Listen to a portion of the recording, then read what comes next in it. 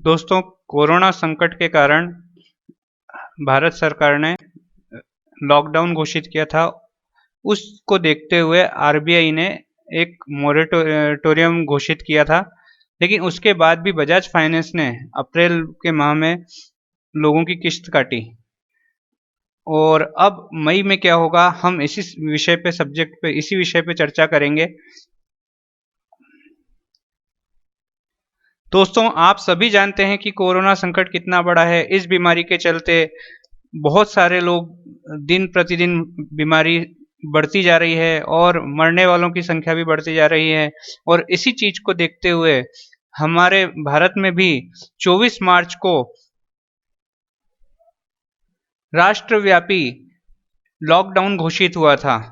और लॉकडाउन घोषित होते ही, क्योंकि मार्केट गतिविधियां बंद हो गई थी, तो सभी के सामने समस्या यह थी कि लोगों के द्वारा बहुत सारे बिजनेस भी जो होते हैं वो फाइनेंस पर होते हैं। बहुत सारे लोग पर्सनल लोन भी लेते हैं, कंज्यूमर प्रोडक्ट भी लिए जाते हैं लोन पर। तो उनके सामने ये सवाल था कि इन किस्तों का क्या होगा। और इसी संदर्भ में आरबीआई ने 27 मार्च को एक मोरेटोरियम घोषित किया था, जिसमें आरबीआई ने बैंकिंग सेक्टर को, एनबीएफसीज को ये कहा था कि आप अगले 3 महीने के लिए जितनी भी किस्त हैं उनको रोक दें, जिससे कि जो जनता है वो परेशान न हो। और ये किस्त जो नहीं दी जाएंगी उससे उनकी क्रेडिट रिपोर्ट जो कि सिविल बनती है उस पर भी कोई असर नहीं पड़ेगा। लेकिन दोस्तों, हमने ये देखा कि ये घोषणा 27 मार्च को हुई और उसके बाद लोगों की ये सोच थी कि उनके खाते से अब पैसे नहीं कटेंगे। लेकिन दोस्तों, जैसे कि मंथ की शुरुआत होती है और फाइनेंस की जो किस्त होती है, पहली 2 तारीख फिर 3 तारीख, एक एक दिन बाद अलग अलग सभी की डेट्स होती हैं।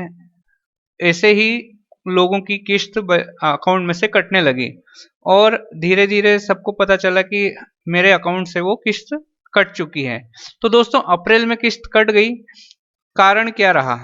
कारण दोस्तों ये था कि 27 तारीख को घोषणा हुई थी मोरेटोरियम की, लेकिन तब तक बैंकिंग की जो प्रोसेस होती है वो ईसीएस वाला वो प्रोसेस पूरा हो चुका था, इसलिए उसको रोकना संभव नहीं था। इसलिए बजाज फाइनेंस ने उस प्रोसेस को नहीं रोका और लोगों की किस्त अकाउंट से डिडक्ट हो गई। दोस्तों, अब हम मई में क्या करेंगे, मई में हम कैसे इसका पेमेंट जमा करेंगे, तो उसके लिए मैं आपको कुछ चीजें बताना चाहूंगा। इस मोरेटोरियम में हर बैंकिंग सेक्टर, एनबीएफसी, जिससे भी आपने लोन लिया हुआ है, आपके पास मैसेज भी आए होंगे और आप उनकी वेबसाइट पर जाकर भी इस मोरेटोरियम का फायदा उठा सकते हैं, जिससे कि अगले माह आपके अकाउंट में किस्त के लिए ईसीएस नहीं आएगी। लेकिन दोस्तों, उसके लिए भी कुछ कंडीशंस हैं, वो हम कंडीशंस देख लेते हैं। तो आज हम यहाँ बात कर रहे हैं बजाज फाइनेंस की। तो हम चलते हैं बजाज फाइनेंस की वेबसाइट पर। ये आपको अगर मैसेज बजाज फाइनेंस की तरफ से आया होगा तो आप मैसेज में भी एक वेबसाइट लिंक होगी, उस वेबसाइट लिंक पर भी क्लिक करेंगे तो आपको ये पेज खुलेगा। मैं आपको अपने कंप्यूटर पर ये बजाज फाइनेंस की वेबसाइट ओपन कर रहा हूँ, जिसको बजाज फाइनेंस की वेबसाइट को क्लिक करते ही आपके स्क्रीन पर ये आ जाएगा। मैंने यहाँ पर टाइप किया है बजाज FINSERV finserv.in। ये वेबसाइट है बजाज फाइनेंस की। इस पे हम क्लिक करते हैं तो ये हमको फ्रंट पेज पर ही इसकी इंफॉर्मेशन दे रहा है, जिसमें लिखा गया है कि कोविड-19 के कारण जो स्थितियां बनी हैं वो स्थितियों से लड़ने के लिए आरबीआई के द्वारा जो मोरेटोरियम घोषित किया गया है 27 मार्च 2020 को, अगर आप वो लेना चाहते हैं तो उसके लिए कुछ गाइडलाइंस उन्होंने दी है। इस पर क्लिक करके हम देखते हैं कि उसमें क्या क्या गाइडलाइंस है। तो दोस्तों, ये जो आप मोरेटोरियम का फायदा लेना चाहते हैं, इसमें आपको किस्त तो आपको 2 महीने बाद देना रहेगी, लेकिन इसके लिए भी कुछ कंडीशंस हैं। अगर हम कुछ उन कंडीशंस को समझ लेते हैं तो हमारे लिए ज़्यादा अच्छा रहेगा, क्योंकि इसमें कुछ कंडीशंस ऐसी हैं जो कि हमें ध्यान रखना होगी, क्योंकि वरना हमारे अकाउंट में आगे जाकर दिक्कत आ सकती है। क्या है वो कंडीशंस? जिसमें पहली कंडीशन है, जैसे यहाँ बजाज फाइनेंस की साइट पर बताया गया है, as per the guideline issued by RBI on 27 March 2020, all commercial bank including regional rural bank, small finance bank and local area bank, cooperative bank, all India financial institution and NBFCs including housing finance company and micro finance institutions, मतलब कि जितने भी तरह के loan देने वाली banks हैं, ग्रामीण बैंक है, छोटी फाइनेंस बैंक है, लोकल एरिया की बैंक है, कोऑपरेटिव बैंक हो, या पूरे भारत में एनबीएफसी हैं जो कि बैंकिंग सेक्टर में नहीं आती बट वो फाइनेंस का काम करती हैं, जैसे कि हम बजाज फाइनेंस को जानते हैं, आईडीएफसी फर्स्ट को जानते हैं। इन सभी के लिए मोरेटोरियम घोषित किया है, जिसमें कि कस्टमर अपनी इंस्टॉलमेंट को 1 मार्च की जो स्टैंडिंग है उनको वो अगले 2 महीने बाद पे कर सकता है। लेकिन उसके लिए जो नियम है वो यहाँ नीचे दिए गए हैं। अगर आप ये मोरेटोरियम का फायदा लेना चाहते हैं, आप ये रिक्वेस्ट देना चाहते हैं कि आपकी जो ईएमआई का रीपेमेंट है उसको रोक दिया जाए इस दौरान, तो उसके लिए यहाँ सबसे पहली कंडीशन है, interest will continue to be charge on the outstanding loan amount during the period of moratorium as well as the extended tenor of your loan. इसका मतलब यह है दोस्तों कि जो आपका आउटस्टैंडिंग लोन अमाउंट रहेगा इन 3 महीने का, वो आगे आपका उस पर इंटरेस्ट लगेगा, उसमें आपको इंटरेस्ट पर छूट नहीं मिलेगी। और दूसरा पॉइंट है, unpaid interest amount of your loan account during this period of moratorium will be capitalised added to your outstanding principal amount. इसका मतलब ये कि जो उसका इंटरेस्ट अमाउंट रहेगा वो आपके मेन जो प्रिंसिपल अमाउंट रहेगा उसके साथ जोड़ दिया जाएगा। And in order to keep your instalment as at the current level, the tenor of your loan will be enhanced accordingly। मतलब कि वो जो अमाउंट बढ़ जाएगा उसके हिसाब से आपकी जो किस्त है वो लास्ट में बढ़ जाएगी। As a result of above point, while your EMI amount will remain same, the amount of interest cost on your loan will increase due to retention of the remaining tenor of your loan। मतलब कि इस मोनेटोरियम का फायदा लेने पर आपकी EMI के amount में कोई भी फर्क नहीं पड़ेगा, वही रहेगी। लास्ट में जो आपका अमाउंट है लास्ट इंस्टॉलमेंट में आपसे लिया जाएगा। और आपको अगर और कोई जानकारी चाहिए तो आप इस पर क्लिक कर कर यहाँ पर बाकी और डिटेल भी ले सकते हैं, और यहाँ क्लिक कर कर आप इस मोरेटोरियम का फायदा लेने के लिए अपनी ईएमआईज को रोकने के लिए क्लिक करके रिक्वेस्ट दे सकते हैं। तो दोस्तों ये है वो मोरेटोरियम का बेनिफिट जो आप ले सकते हैं, लेकिन आपको ये देखना होगा कि अगर आप इसका फायदा लेते हैं तो इस 3 महीने के बीच का इंटरेस्ट आपको लगेगा, और ये इंटरेस्ट जो लगेगा वो आपके प्रिंसिपल अमाउंट में ऐड होगा। इट मीन्स आपको लास्ट में इसकी ईएमआई आपकी कंटिन्यू रहेगी, और लास्ट में इसका जो टोटल रहेगा उस पर भी आपको लास्ट में पेमेंट करना होगा। तो दोस्तों ये था बजाज फिनसर्व का, जो कि अप्रैल में तो मोरेटोरियम का फायदा नहीं मिल पाया, लेकिन आप चाहें तो इसका फायदा आप मई में ले सकते हैं। उसके लिए आपको क्लिक कर कर यहाँ पर और आपकी डिटेल्स देना होंगी, जैसे कि अब मैं यहाँ क्लिक करके आया हूँ। यहाँ पर बजाज फाइनेंस का आपकी या तो कस्टमर आईडी आपके पास हो, उसके थ्रू आप लॉगिन हो सकते हैं, या फिर मोबाइल नंबर डालेंगे, और मोबाइल डालने में भी दो ऑप्शन है, कस्टमर आईडी और मोबाइल नंबर डालकर। ये पहला ऑप्शन है ओटीपी, और अगर आपके पास पासवर्ड हो तो आप पासवर्ड के थ्रू भी कर सकते हैं। पहला ऑप्शन जो है ओटीपी वाला, उसके लिए आपका रजिस्टर्ड नंबर का मोबाइल आपके पास होना चाहिए।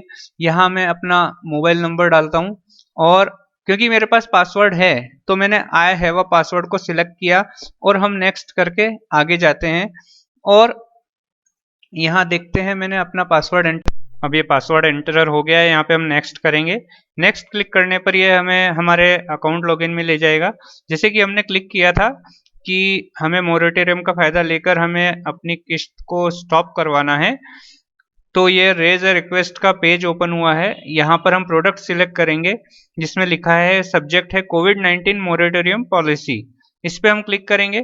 इस पे क्लिक करने के बाद नेक्स्ट प्रोडक्ट टाइप में यहाँ आपके पास आ जाएगा किस तरह का लोन आपका जो है उस प्रोडक्ट की आप ईएमआई को स्टॉप करवाना चाहते हैं। जैसे मैंने प्रोडक्ट टाइप में टीएस किया, आपके यहाँ और कुछ भी हो सकता है, कंज्यूमर लोन होगा तो उसकी अलग कैटेगरी होती है।